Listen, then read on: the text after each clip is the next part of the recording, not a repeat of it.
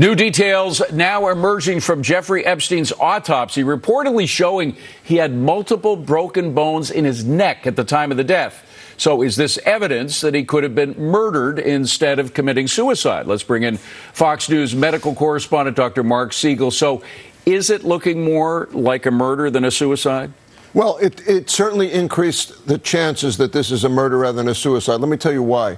The hyoid bone, which is right here under the Adam's apple, it's a U-shaped bone. When we're talking about the broken neck, that's a bone we're talking about. Right, but in his case, the autopsy is now revealing that it's multiple bones were broken in his neck, including the hyoid bone. The hyoid bone might break in strangulation about 1/3 to 1/2 of the time. In suicide, hanging, it might break 6 to 10% of the time, depending on which study you look at. There's one out of Thailand, there's one out of India. Much less percentage. But in order to break that bone, and multiple bones in the neck, David, you have to exert a lot of force if it's a hanging. I don't want to get too graphic here, but he supposedly hung himself off a bunk bed with sheets. I'm thinking more, a rope.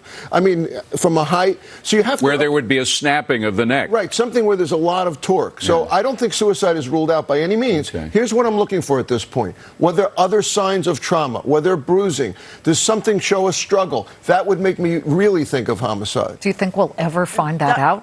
I think we might, Liz. I think that they have an obligation at some point to release all the autopsy findings. They still got some left to go. The micro, examining it under a microscope. That still hasn't come out. There will be a full autopsy report. It's been leaking out bit by bit. Yeah. I think we're going to get an answer to that. Are there other signs of bruising?